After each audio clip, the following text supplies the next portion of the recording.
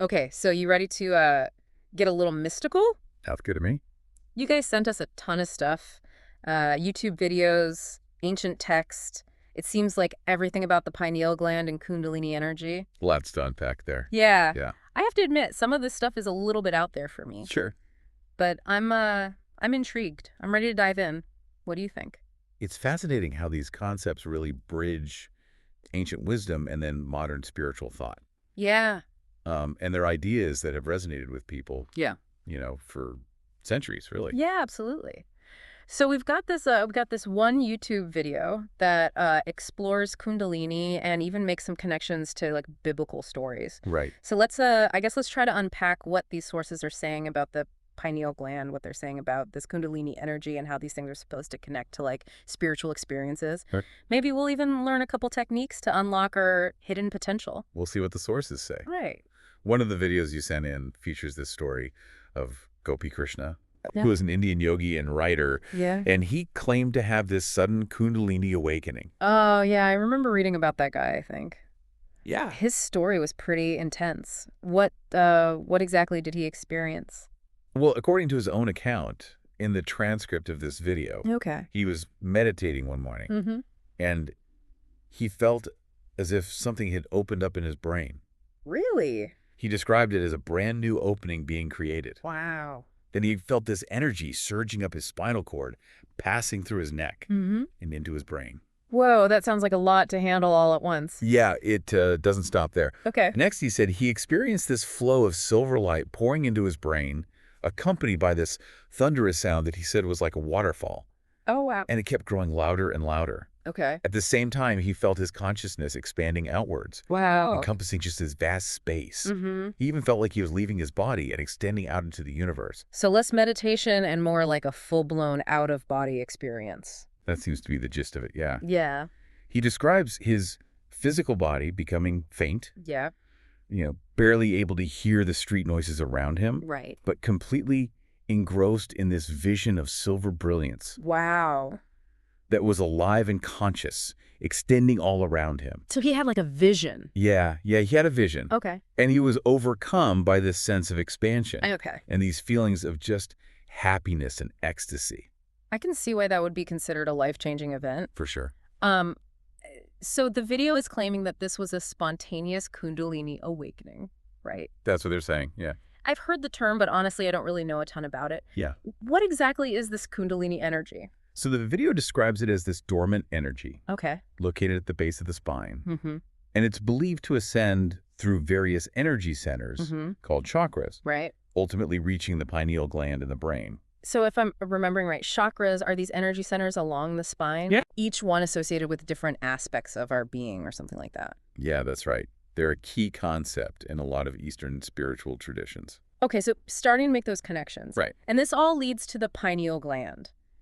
Remind me again what that is. It's been a while since high school biology class. So the pineal gland is this tiny pine cone-shaped gland located right in the center of the brain. Okay. From a scientific perspective, it's known for producing melatonin, Okay. which helps regulate our sleep-wake cycles. Right. Melatonin. I knew it had something to do with sleep, but what does this have to do with spiritual awakenings? That's where things get interesting. Okay. Beyond its purely biological function, the pineal gland has been associated with mystical experiences Okay. and spiritual awakening across various cultures. Mm-hmm. It's often linked to the concept of the third eye, Oh, right. The third eye. intuition, and higher consciousness. So are we saying that this tiny gland that helps us sleep is also the key to unlocking these huge spiritual experiences like the one that Gopi Krishna had? That's what some people believe. Wow. Yeah, it's this fascinating intersection of science and spirituality, Absolutely. wouldn't you say? Yeah, definitely. It makes you wonder about the mysteries hidden within our own bodies. Yeah. But let's go back to this Kundalini energy for a second. So it's dormant at the base of the spine, travels up through the chakras, hits the pineal gland, and bam, spiritual awakening. Well, not necessarily. Okay. The process of Kundalini awakening is often described as very complex Sure. and a multi-layered journey. Okay. But the video you sent in also mentions some interesting connections to biblical stories. Okay. And that's where things take kind of an unexpected turn. Oh, yeah. That's what really caught my attention. Right. Biblical connections to Kundalini energy. Okay, now you've got me hooked. Tell me more. The video highlights the work of William Donahue, Okay. who interprets biblical stories as allegories related to the pineal gland and chakras. Really? Yeah. So he's saying that these ancient biblical stories are metaphors for spiritual practices and experiences. That's his argument. Okay. For example, he points to Jacob's encounter with God in Genesis, Okay. where Jacob names the place Peniel, Mm-hmm. which Donahue links directly to the pineal gland. Interesting. So the story is not meant to be taken literally, Right. but rather as a symbol of activating the pineal gland and experiencing a higher state of consciousness. Exactly. Okay.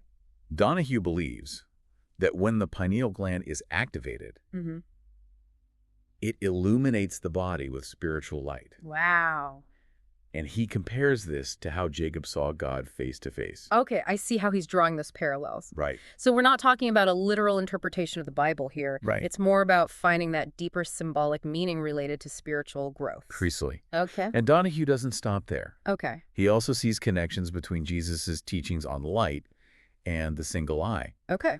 with the activation of the pineal gland. Mm-hmm. He suggests that this single eye actually represents the pineal gland, Okay. and that its activation leads to inner illumination. So is he saying that Jesus was talking about Kundalini awakening and pineal gland activation? That's what he's suggesting, yeah. I have to admit, I'm finding this perspective pretty thought-provoking, even if I'm not totally convinced. Sure. What other biblical connections does he make? Well, he interprets the book of Revelation through this lens as well. Okay.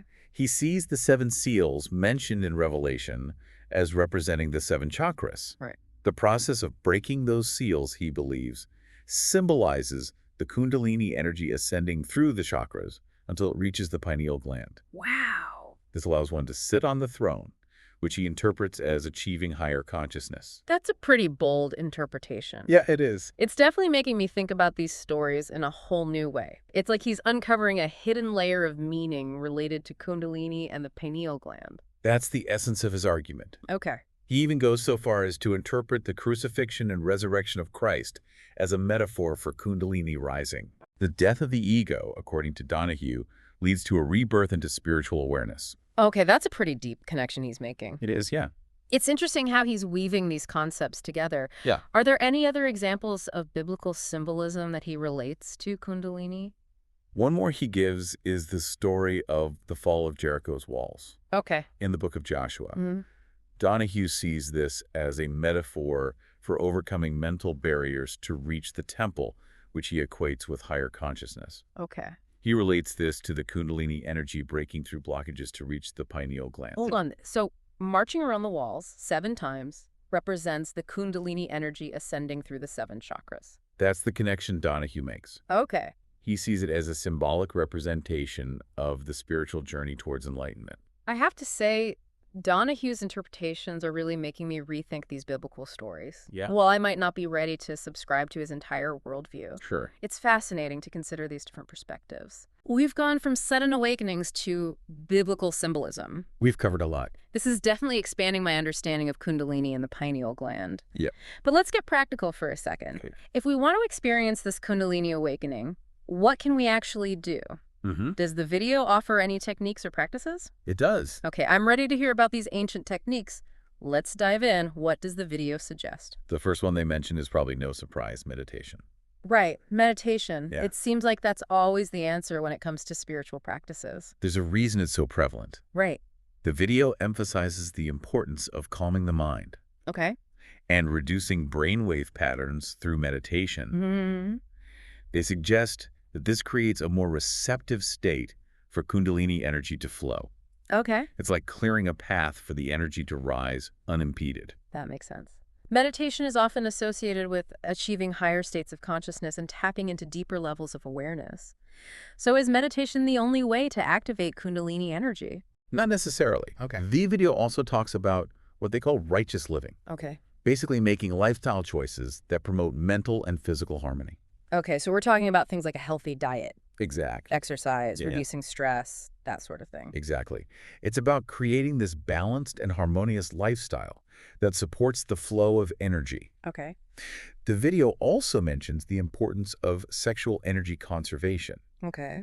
suggesting that this powerful energy shouldn't be wasted. Interesting. Yeah. I've definitely heard that concept before in other spiritual traditions. Sure. It makes sense that how we manage our energy on a physical level could impact our spiritual well-being. It's all about aligning your actions with your intentions. Right. But beyond these general lifestyle recommendations, Hmm. the video also dives into some more specific techniques from the world of yoga. Okay. They highlight specific postures, breathing techniques, and even energy locks, Okay. all designed to stimulate and direct the flow of Kundalini energy. Okay, now we're getting into the good stuff. Right. I'm ready to learn about these yogic techniques.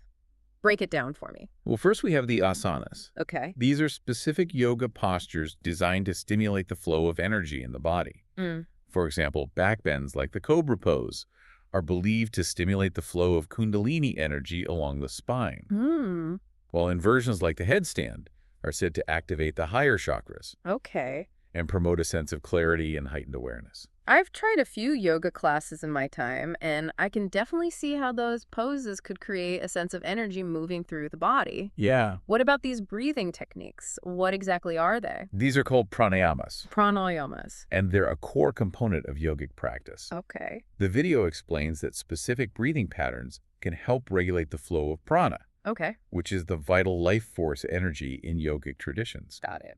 By controlling the breath, you can influence the flow of energy throughout the body, Mm-hmm. including the Kundalini energy. Eh. Think of it as using your breath to direct the energy, Okay. like a conductor leading an orchestra. Okay, so the breath acts like a tool for controlling energy. Exactly. That's pretty fascinating. What are some examples of these pranayamas?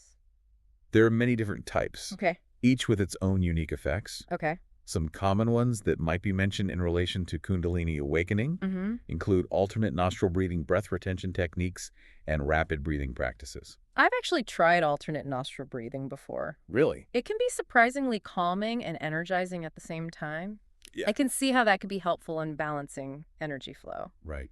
What about those energy locks you mentioned earlier? Yes. Those sound a bit more mysterious. These are called bandhas, Bandhas. and they involve contracting specific muscles in the body to control and direct the flow of energy. So you're using your muscles to literally manipulate energy flow. That's the idea. That's a pretty wild concept. It is. What are some examples of these bandhas and how do they work? There are three main bandhas that are often practiced in Kundalini yoga. Okay. The first is Mula Bandha, or the root lock, Okay. which involves contracting the muscles of the pelvic floor. Mm-hmm. The second is Uddiyana Bandha, the abdominal lock, Okay. where you pull your belly button in towards your spine. Okay. And the third is Jalandhara Bandha, Jalandhara the bandha. throat lock, where you gently tuck your chin towards your chest. Okay.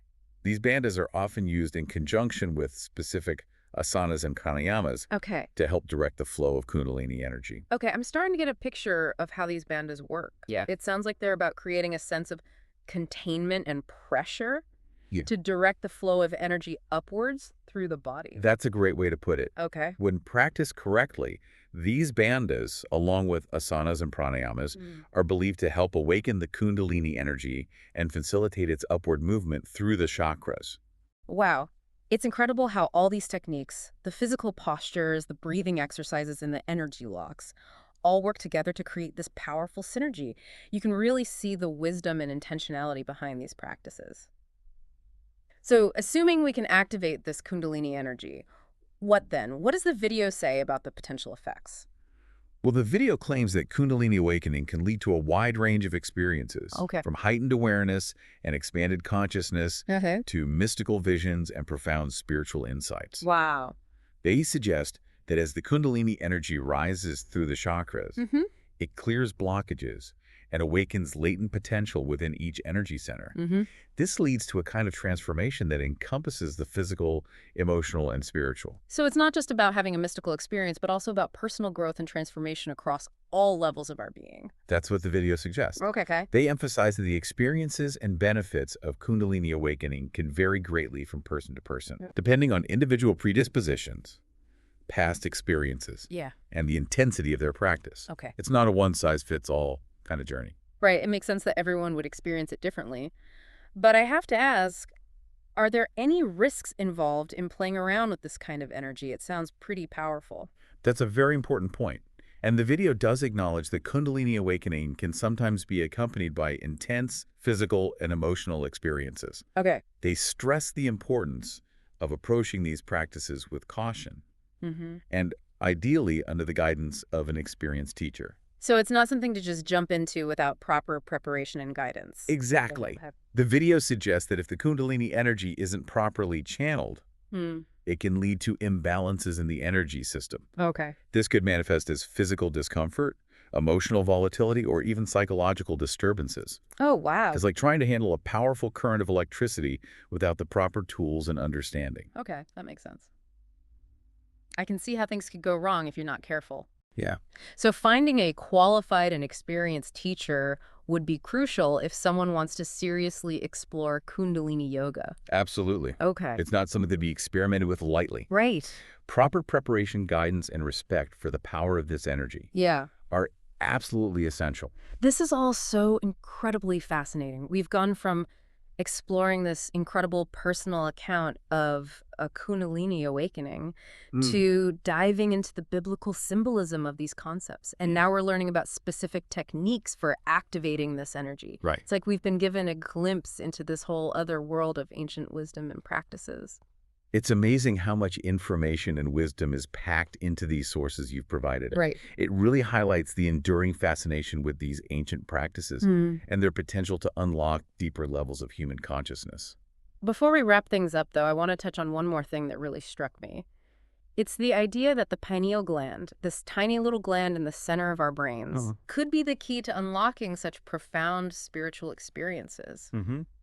What are your thoughts on that connection?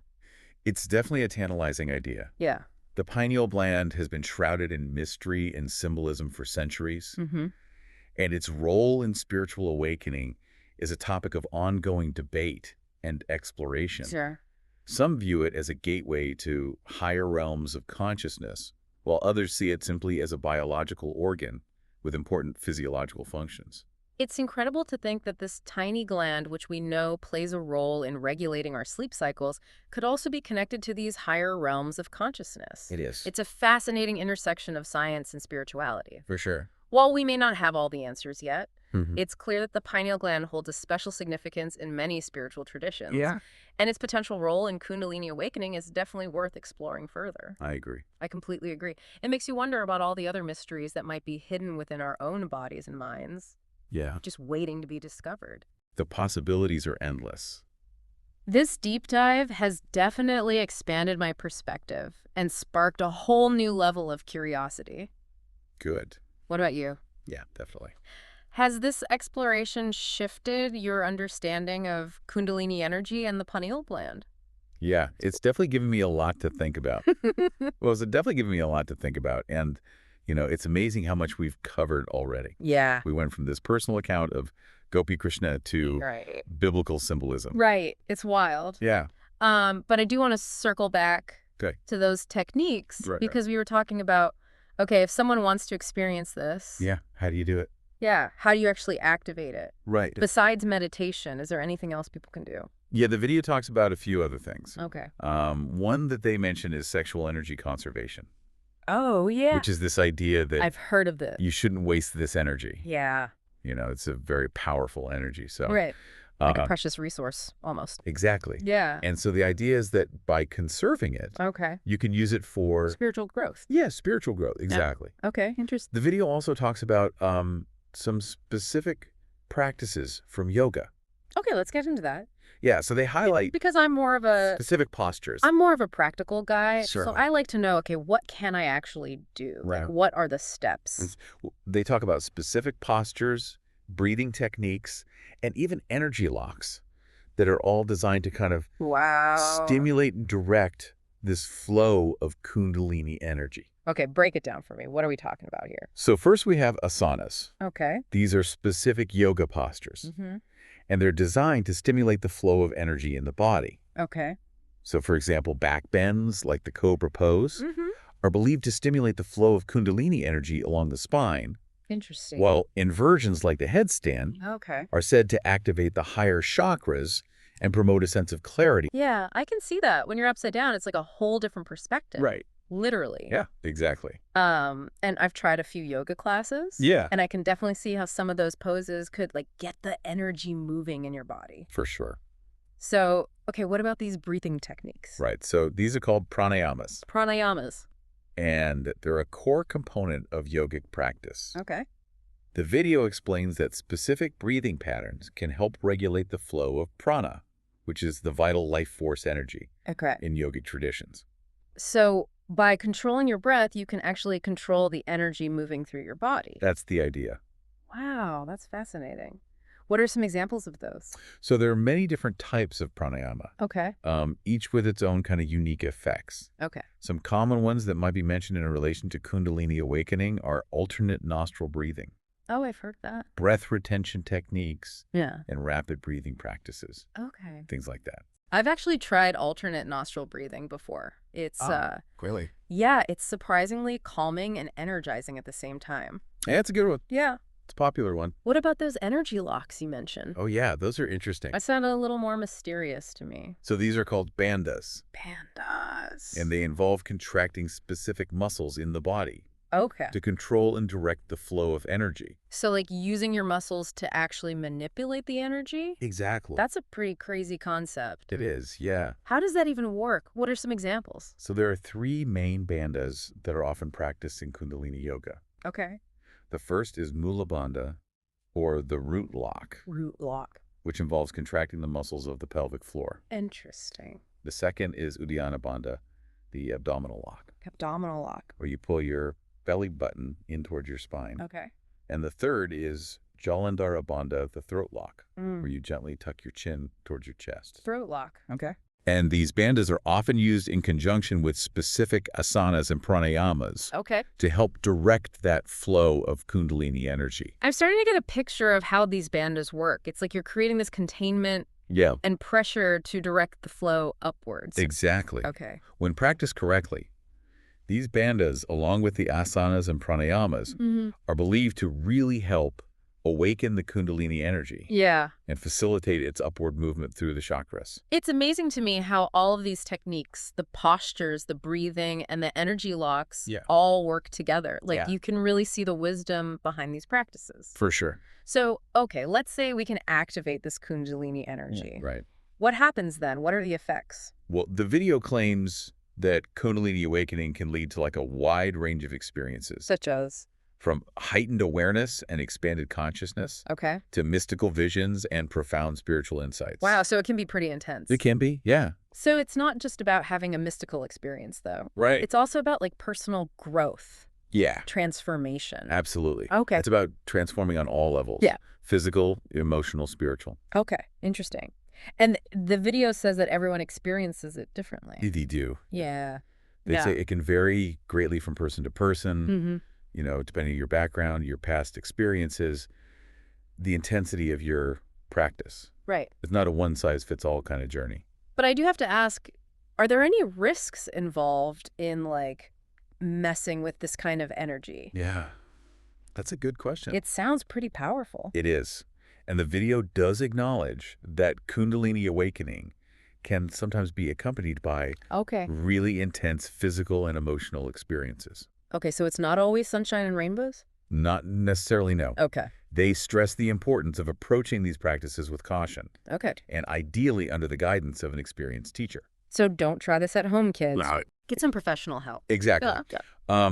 The video suggests that if the Kundalini energy isn't properly channeled, Mm-hmm. it can lead to imbalances In the energy system. in the energy system. Yeah. Okay. And this could manifest as physical discomfort, Oh, wow. emotional volatility, Okay. or even psychological disturbances. So it's important to approach it with respect and caution. Absolutely. Like, this is not something to just play around with. Yeah, you got to know what you're doing. Right. It's like trying to handle a powerful current of electricity Right. without, Oh, the proper tools. without the proper tools, yeah. and understanding. So you're saying, like, finding a qualified teacher Yeah, is super important if someone wants to explore this. absolutely. Okay. It's not something to be experimented with lightly. This is all so fascinating to me. It is, yeah. We've gone from this, incredible story Yeah. to biblical symbolism. Right. Now we're talking about these techniques.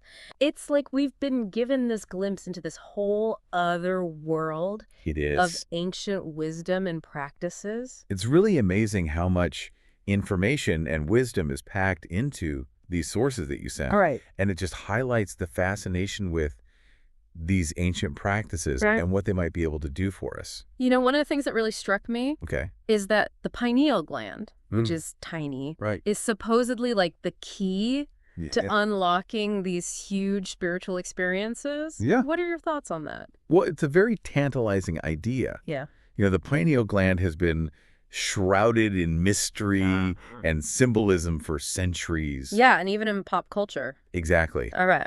And its role in spiritual awakening Mhm. is a topic of, ongoing debate Yeah, and exploration. sure. Some view it as a gateway to higher realms of consciousness, Right. while others see it simply as a biological organ with important physiological functions. So maybe it's both. It's incredible to think that this tiny gland, which we know plays a role in regulating our sleep cycles, could also be connected to these like higher realms of consciousness.